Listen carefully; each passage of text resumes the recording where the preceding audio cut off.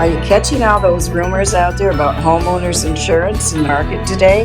Well, we have answers for you, and I'm sure you have questions. So we're going to get started. Hey, Paula, you want to introduce Lindsay?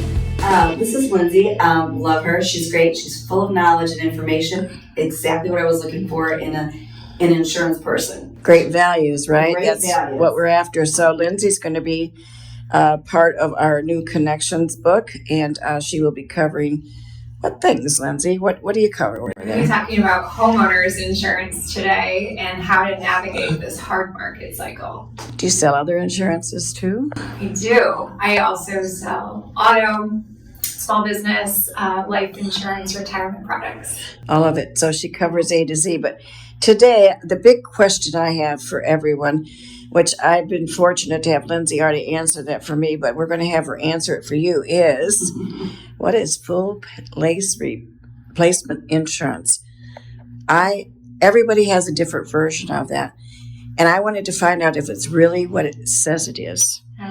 Okay, let's talk about that. In its simplest term, replacement cost coverage means that the insurance company is going to replace the damaged property in like, kind, and quality in today's dollars. And that is where I really was worried because, or I should say concerned, I had heard that was not true. It wasn't completely full. Like if you have Vikings, you're going to replace Vikings. Is that correct? That's correct. You had like, kind, and quality. Okay, and I love to hear that because that could be a real issue for people. Some of the things, Paula, you were talking about, which would be very helpful for everyone. Right. So say if you have a home and you've done some remodeling, which is really important. Yes. So you put that kitchen of your dream in there. Yeah. Okay. And then you bought those wonderful high-end appliances. That was a big thing. But what would you recommend now that I've redone the kitchen, I have new beautiful doors and heated floors and all the things I could imagine? What would be the next step that I should do and let my insurance company know that I did? Yeah. What we recommend in that situation is to take a video inventory of your home, just so you can have that visual documentation of what those updates look like. If something catastrophic happens, you want to be able to recall all of those beautiful things that you put in your home. And that also allows the claims team to put together that estimate quickly so that they can put your home back together and get you moved back in. So if you were a buyer just moving into a home because it's going to be new information, how would I go about doing that? I know you'll go through the process in a few minutes about how to get homeowners insurance because that's going to be a big ticket that we want to talk about today. But say I just moved into my new home, how would I know if I had enough coverage? Would I reach out to you and tell you what items you have in and then maybe start sending you photos? What would be the best way to do that? Yeah, so every insurance agency and insurance company has software tool that they utilize to help determine what is it going to take from a dollar standpoint to rebuild your home. And so you have the ability to go through that tool with your insurance agent, and that way we can make sure we've accounted for all of the finishes, high-end appliances, everything you mentioned that you might put into your home should be factored into that tool. So let's take another step further. Okay, now I'm a buyer looking at a home. What would you recommend? We talked about a couple of things, the sump pump and the water lines. Why don't you touch base about that a little bit? Yes. So when you're buying a new home, it's an expensive time in your life. Oh, yes. Many people are trying to limit their expenses. But insurance is one of those things where you don't want to skimp. And having additional protections for damage resulting from a sump pump failure or storm drain backing up is very important. That's often one that's overlooked. Having coverage for service lines is also a really big consideration because the cities and townships don't take responsibility for those lines that are underground on your property. A slew of other endorsements that are available, and so making sure you're working with someone who's going to educate you on what your options are and help you determine what makes sense for your home. It's not a one-size-fits-all solution. Absolutely. Which means you're going to go through a list with them too, because they may be first-time buyers or people that just don't know other things are available, right? Correct. Do you suggest to them the things that you might checklist down that they don't forget to do? We do. So we have a conversation about the home itself. and making sure that we understand what the potential exposures are at that home, because again, not all homes are going to be the same. Some might be on a septic field and have well water. Others might have, city sewage. And that's also insured, isn't it? Those pipelines under the ground. They are, yeah. And so just making sure that we know how to customize that coverage for your specific home can only come about if we have a conversation with you about, what characteristics your specific home has. So there's a lot of good questions that you need to ask. And the minute that you start looking for a home, or prior to even looking for a home, let's talk about that for a minute. Yeah. Don't wait till the last 2 weeks. Make sure you start. If you're looking for a home, start searching, start pricing, start talking, getting educated before even the process, or as you enter into the process. And then we talked about this the other day. So as they have the home inspection, Yes. should they be calling you and saying, hey, we just got done the home inspection, we are purchasing this home? Yes. And not waiting till the last minute, right? Correct. That is the point. You should be getting your insurance quote. And so once everything's kind of been cleared from an inspection standpoint, you're like, yes, it's a for sure thing. You want to get the quote at that time, because we are in a hard market cycle right now, and that means underwriting is very, very stringent, and they are paying close attention to roofs, conditions of home.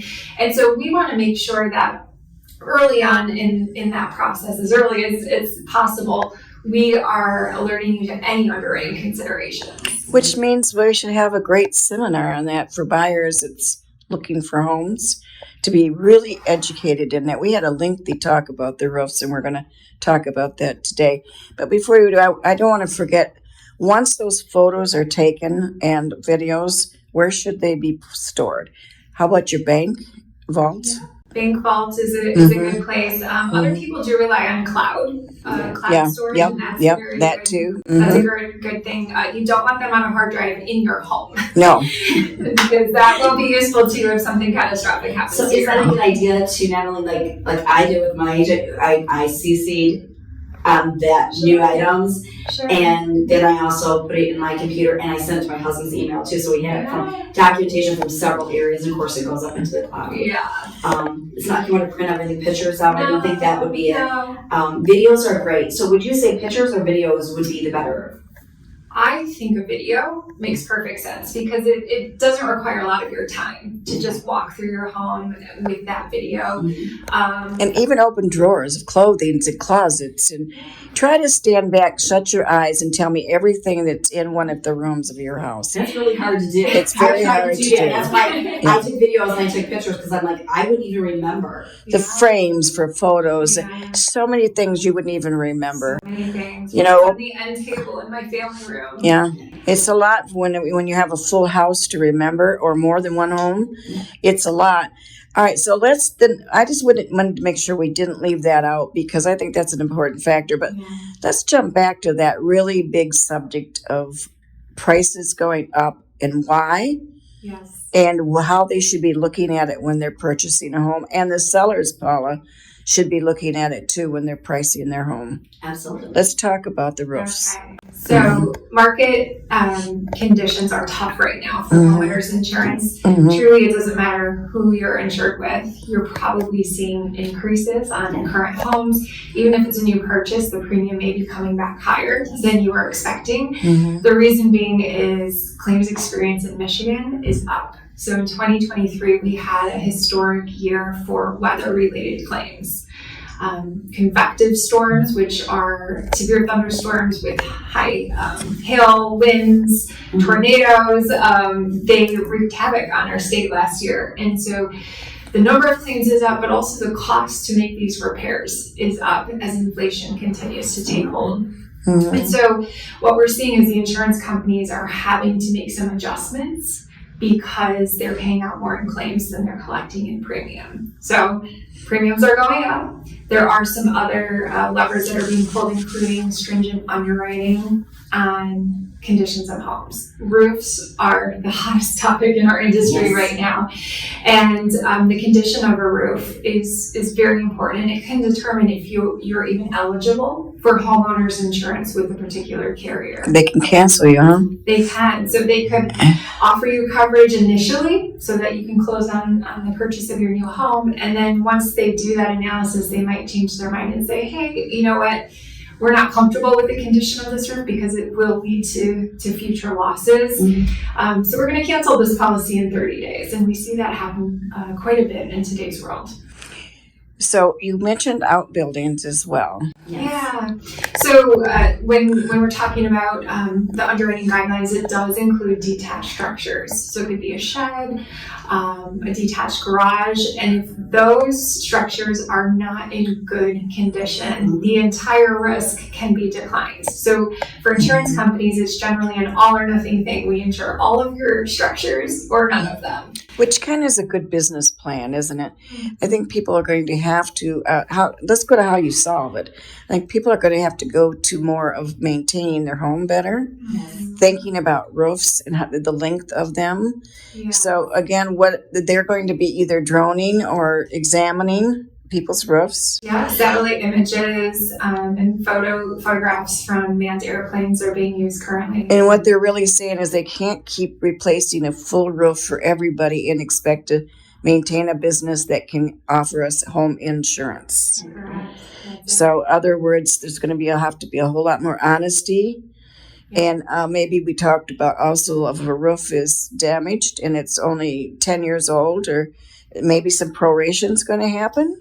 Yeah, a lot of companies are now looking to a settlement on roofs as an actual cash value settlement versus the replacement cost settlement that we talked about earlier. And that would, in fact, take depreciation into account. So it does two things. It shifts some of that burden back to the homeowner. And it, is a normal maintenance expense to the homeowner.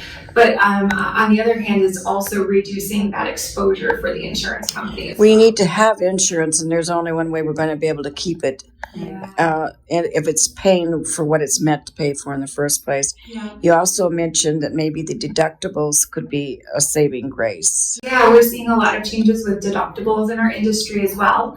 So not only are homeowners taking on higher deductibles, they want a larger share in that risk to help manage premiums. But the insurance companies are also sort of splitting that deductible to cover different types of perils. So we're seeing where there may be a wind, hail deductible versus an other peril deductible. So that means you might have a choice as a consumer as to, for wind, hail, maybe I want to take a higher risk. Maybe you don't have a choice. Sometimes the insurance companies are sort of forcing your hand on that and deciding for you. Well, it's something that we really need to, I know it sounds like a negative, but it's also a positive because you need to know what's coming at you. And I think that's going to be incorporated big time in our buyers agents and our listing agents as well, with conversations of both buyer and seller. We need to enlighten them with exactly what each person is going to be facing. We also touched a little bit about the new processing that they're doing on the roofs.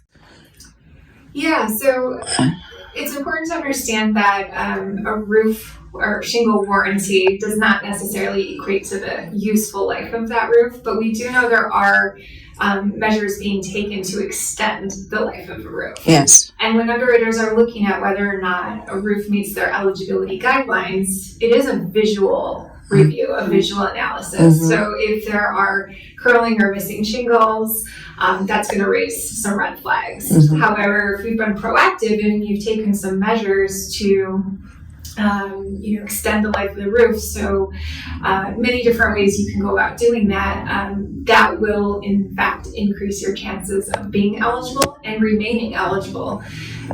This is a concern for those of us who've owned homes for many years as well, because this underwriting is happening on existing policies too. A lot of changes. Yeah, we sure don't want to have a state where we can't get insurance, that's for sure. Absolutely not. And that is a trend we're seeing in other parts of our country. It is. To have absolutely no insurance would be a tragic situation for families, Well, we really appreciate your time today. I'm really like to stay up with that. You answered some questions that I had. You get all these floating statements and the noise out there, and I'd like to know what's real. Yeah. And also the other one that a pet peeve of mine is to make sure that people understand what water insurance is in their basement, and it's not that much money to have it if you just remember to get it. Make sure your agent asks you.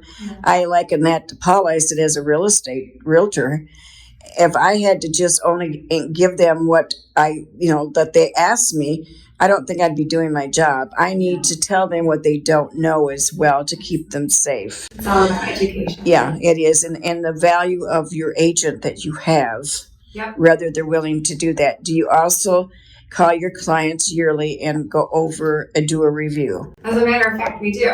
Yeah, that is a part of our office process because life happens. Updates to homes happen, and we want to make sure that your policy evolves with you and continues to make sense for you.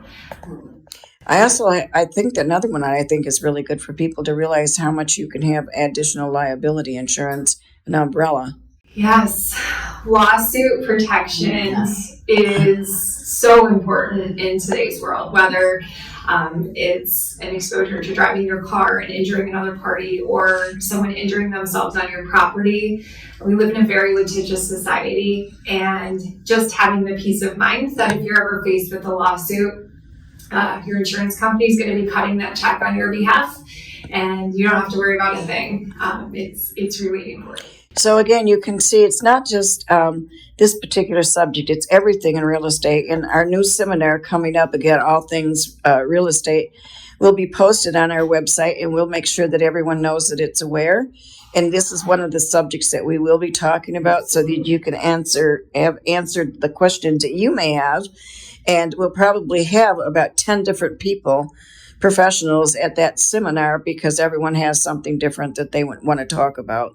So whether it's wills and trust, whether it's buyer agency, the new rules, the insurance, 1031 exchanges, whichever, we are going to make sure that we have the best of the best to answer those questions for you right here at 1002 North Main Street at Real Estate One. The Linda Rea Team will be sponsoring it, so watch for it, and it will be coming soon.